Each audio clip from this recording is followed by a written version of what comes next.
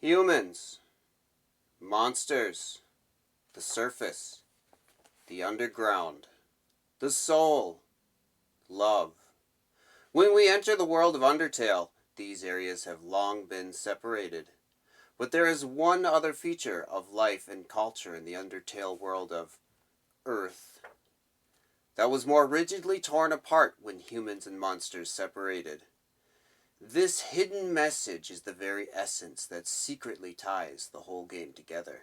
And the key to this all comes zipped up in one unassuming strange building known only as the library.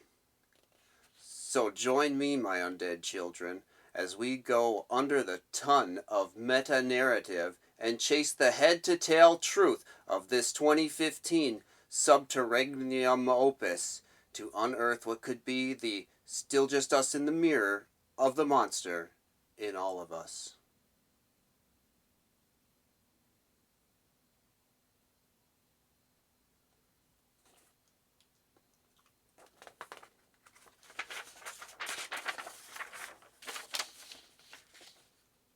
Let's start with talking about the monsters of Undertale.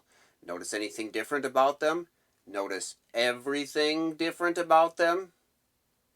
They are all extremely unique compared to each other. They are unique in several different ways. Their physical shapes and sizes, what they wear, their personalities and mannerisms. In fact, there is a very specific word the game uses to describe how these monsters are. This word is directly used to contrast monsters and humans, but it may have gone under your radar simply because of the context that it's brought up.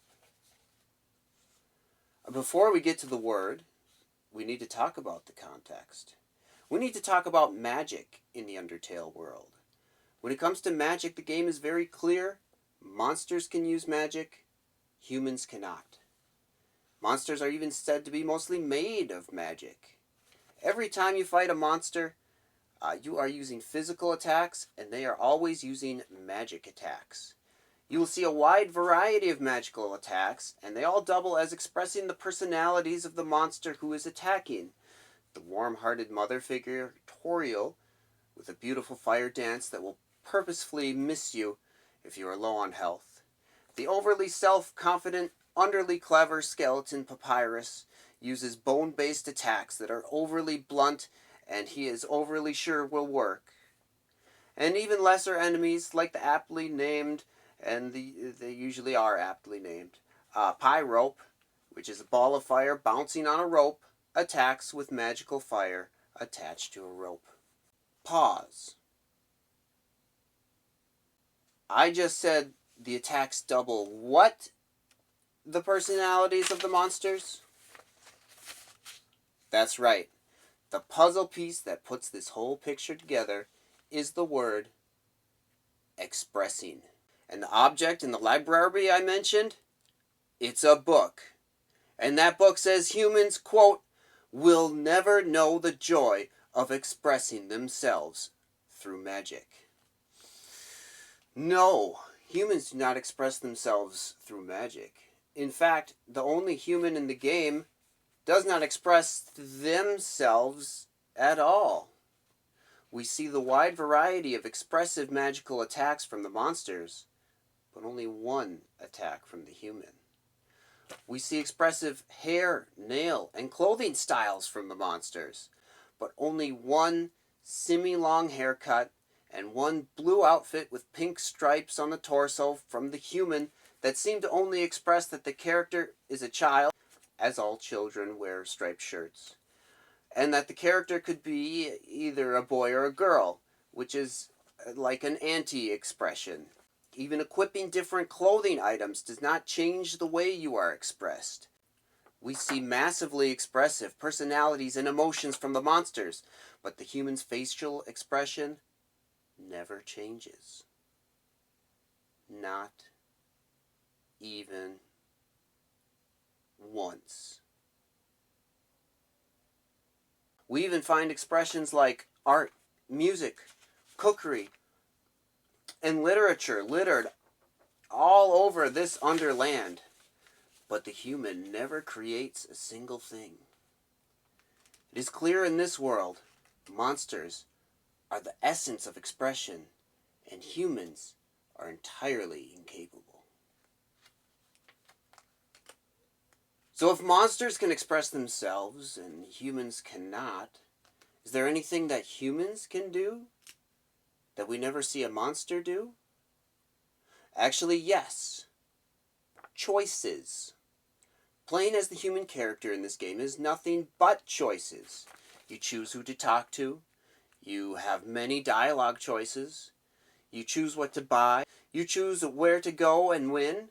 You are the only one capable of choosing to leave the underground. And, of course, you choose who lives and who dies.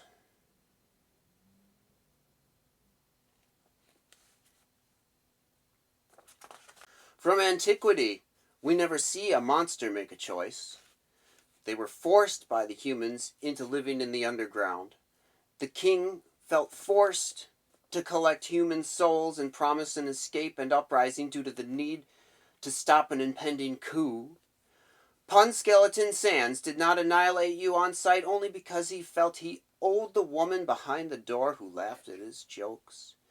And even the dash of regicide, pinch of patricide, plant man Flowey could not make the choice to forgive the betrayal of the humans when he only wanted to honor the life of his adopted human brother.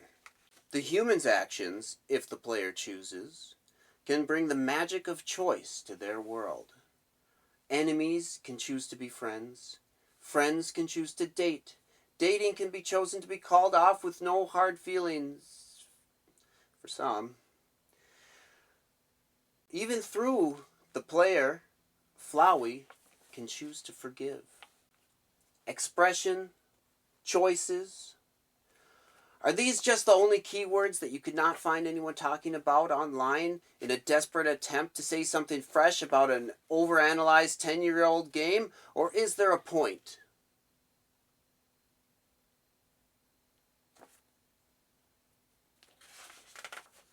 The point is, the game of Undertale uses the dichotomy of expression and choices to speak both to the existential reality of the human condition and the value of artistic expression. It does it as an allegory. And now listen in amazement as I demystify the allegory for you right here. When you are born, you easily and without shame express yourself and make choices. This is the era of monsters and humans living together. As you grow older, you get a job. You clock in, you do the tasks you were hired to.